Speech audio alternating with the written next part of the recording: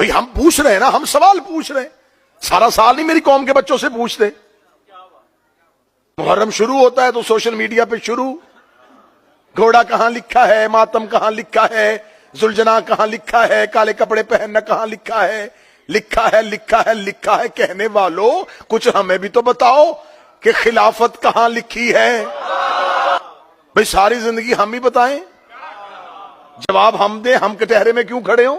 تو آپ ہم سے پوچھ رہے ہیں یہ کہاں لکھا ہے، یہ کہاں لکھا ہے، یہ کہاں لکھا ہے۔ آج ہم پوچھنے بتا دیں کہ آپ نے جو پہلا خلیفہ بنایا یہ کہاں لکھا ہے؟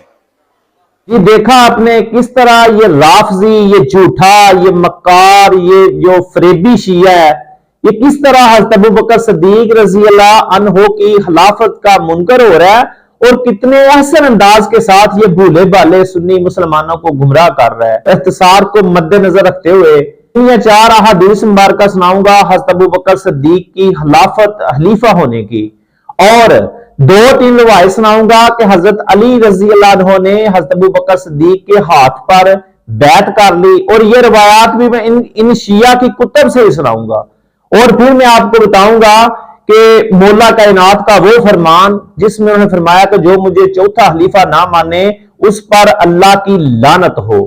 اور پھر آخر میں شیعہ حضرات سے اپنا ایک معصومانہ سوال رکھوں گا کہ رسول اللہ صلی اللہ علیہ وآلہ وسلم نے حضرت ابو بکر صدیق کو اپنی زندگی میں اپنا جانشین مقرر کر دیا تھا۔ جبیر بن مطعم رضی اللہ عنہ سے روایت ہے کہ ایک عورت نبی صلی اللہ علیہ وآلہ وسلم کی خدمت میں حاضر ہوئی، آپ صلی اللہ علیہ وسلم نے اسے دوبارہ واپس آنے کا حکم دیا تو عورت بولی مجھے بتلائیے میں دوبارہ واپس آؤں اور آپ صلی اللہ علیہ وآلہ وسلم وفات پا جائیں تو میں کیا کروں گی؟ جس پر نبی صلی اللہ علیہ وسلم نے فرمایا ابو بکر کے پاس آ جائیے گا، یعنی کہ ابو بکر جانشین رسول صلی اللہ علیہ وآلہ وسلم ہے۔ یہ حدیث جو میں نے سنائی ہے یہ بخاری حصہ دوم صفحہ 150 حدیث نمبر 342۔ اگر دوسری حدیث سنیں جی، حضور صلی اللہ علیہ وسلم کا حضرت ابوبکر صدیق کو اپنی حیاتی میں امام بنانا۔ حضرت اما عائشہ صدیقہ رضی اللہ عنہا سے روایت ہے کہ جب نبی صلی اللہ علیہ وسلم کی مرض میں شدت آئی تو اذان ہوئی تو نبی صلی اللہ علیہ وسلم نے حکم دیا کہ ابو بکر کو کہو کہ وہ نماز پڑھائیں۔ یہ رسول اللہ صلی اللہ علیہ وسلم کے زمانے میں رسول صلی اللہ علیہ وسلم کے حکم پر نبوت کے مسئلے پر سب سے پہلے جو نماز پڑھانے والے امام ہیں وہ حضرت ابو بکر صدیق ہیں۔ یہ بھی تجرید بخاری حصہ اول صفحہ نمبر 140 پہ یہ حدیث آئی ہے۔ حضرت ام المومنین حضرت عائشہ صدیقہ رضی اللہ عنہا بیان کرتی ہیں کہ رسول اللہ صلی اللہ علیہ وسلم نے اپنی علالت کے دوران مجھے ہدایت کی کہ اپنے والد ابو بکر اور اپنے بھائی کو میرے پاس بلواؤ تاکہ میں انہیں کوئی تحریر لکھ دوں، کیونکہ مجھے یہ اندیشہ ہے کہ کوئی اور شخص خلافت کا آرزو مند ہو سکتا ہے اور یہ کہہ سکتا ہے کہ میں خلافت کا زیادہ حقدار ہوں، حالانکہ اللہ تعالی اور اہل ایمان صرف ابو بکر کو خلیفہ کے طور پر قبول کریں گے۔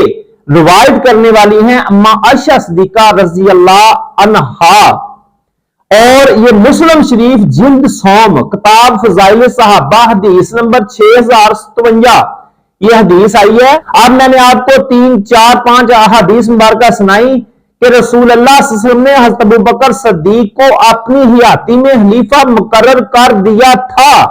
اب میں آپ کو 3 روایت سناؤں گا جس میں حضرت علی رضی اللہ عنہ نے حضرت ابوبکر صدیق کے ہاتھ پر بیعت کی۔ پہلی روایت، جب دیکھا حضرت علی رضی اللہ عنہ نے کہ حضرت ابوبکر صدیق اور حضرت عمر فاروق نے کلمہ توحید کی نشر و اشاعت اور لشکروں کی تیاری میں پوری کوشش کی اور انہوں نے اپنی ذات کے معاملے میں کسی کو ترجیح نہ دی اور نہ ہی کبھی کسی پر زیادتی کی، تو حضرت علی رضی اللہ عنہ نے ان سے مصالحت کرتے ہوئے ان کی بیعت کر لی اور اپنے حق سے چشم پوشی کی، کیونکہ اس سے اسلام کے متفرق ہونے سے حفاظت بھی، تاکہ لوگ کہیں جہالت کی طرف واپس نہ لوٹ جائیں۔ کتاب کون سی ہے؟ کتاب اصل الشیعہ و اصولہا، شیخ کاشف الغطا، صفحہ نمبر 123۔ आगे दूसरी रिवायत सुनिए जी। सैयदना इमाम बाकर रजी अल्लाह अन्हो से मनकूल है कि हजरत अली रजी अल्लाह अन्हो ने इस आयत करीमा के बाद, यानी जिसका तर्जुमा यह है कि वो लोग जो मुनकर हुए उन्होंने लोगों को भी अल्लाह के रास्ते से रोका तो अल्लाह ने उनके अमाल बर्बाद कर दिए।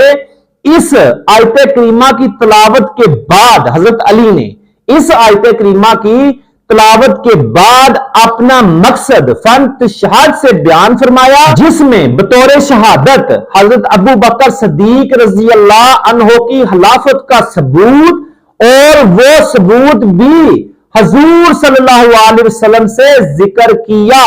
आगे तर्जुमा, जो कुछ तुम्हें रसूल दें वो ले लो और जिससे मना करें उससे बाज रहो। दूसरी बात यह है कि हजरत इब्ने अब्बास रजी अल्लाह अन्हु ने अगरचा हजरत अली रजी अल्लाह अन्हु के बारे में हजूर सल्लल्लाहु अलैहि वसल्लम की ज़बान अक़दस से वसी के अल्फाज सुने थे, लेकिन इत्तफ़ाक़ो इजमा सहाबा को देखते हुए इसे मरजू करार दिया और खिलाफत सदीक के हक में होने की बैत की।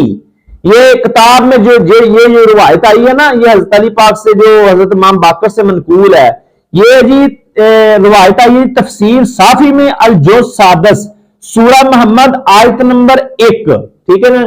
अब तीसरी रिवायत सुनते हैं। अब आगे मैं एक आखिरी रिवायत सुना के वो जो सुन्नियों के सीने में तो ठंड पड़ जाएगी लेकिन शिया राफजी जल जाएगा। हर जलील मेरे नजदीक, हजरत अली रजी अल्लाह अन्हु की मैं सुना रहा हूं, हर जलील मेरे नजदीक बाइज्जत है जब तक इसका दूसरे से हक ना ले लूं, और कभी मेरे लिए कमजोर है यहां तक कि मैं मुस्तहिक का हक उसे दिला ना दूं। हम अल्लाह की कज़ा पर राजी हुए और इसके अमर को इसी के सुपुर्द किया। तू समझता है कि मैं नबी सल्लल्लाहु अलैहि वसल्लम पर बुहतान बांधूंगा? खुदा की कसम मैंने ही सबसे पहले आपकी तस्दीक की, तो यह कैसे हो सकता है कि सबसे पहले झुठलाने वाला मैं हूं? मैंने अपने मामले में गौर फिक्र किया तो इस नतीजे पर पहुंचा कि मेरा अबू बकर की अतात करना और उनकी बैत में दाखिल होना अपने लिए बैत लेने से बेहतर है, और मेरी गर्दन में गैर की बैत करने का अहद बंधा हुआ है। रसूलुल्लाह सल्लल्लाहु अलैहि वसल्लम का मुझसे अहद लेना, मुझे इस बात का पाबंद रहना लाजम है कि जब हजरत अबू बकर की बैत ले लो पास तू भी उनकी बैत कर लेना। इब्ने मैसम शरा नहज अल बलागा आई चस। अब मैं आपको बताता हूं कि हजरत अली रज़ी अल्लाह अन्हु फरमाते हैं जो मुझे चौथा खलीफा ना माने उस पर अल्लाह की लानत। खुलफाए सलासा की खिलाफत को बरहक ना समझने वाला हजरत अली रज़ी अल्लाह अन्हु के नजदीक लानती है। हजरत अली रज़ी अल्लाह अन्हु का फरमान है जो मुझे राबियाल खुलफा यानी चौथा खलीफा ना कहे उस पर अल्लाह की लानत हो। यह है जी मनाकब अल्लामा इब्ने शहर अशूब सोम सफा नंबर 63। अब मैं शिया लोगों से एक मासूमाना सवाल रखना चाहता हूं। एक तरफ तो आप कहते हो कि गदीर हम पर हजरत अली रज़ी अल्लाह अन्हु को खलीफा बना दिया गया था, जबकि दूसरी तरफ हदीस करतास पर एतराज करके कहते हो कि नबी सल्लल्लाहु अलैहि वसल्लम ने कलम कागज मांगा अली को खलीफा तहरीर करने के लिए, सहाबा ने कलम ना दी, ज्यादती की सहाबा ने।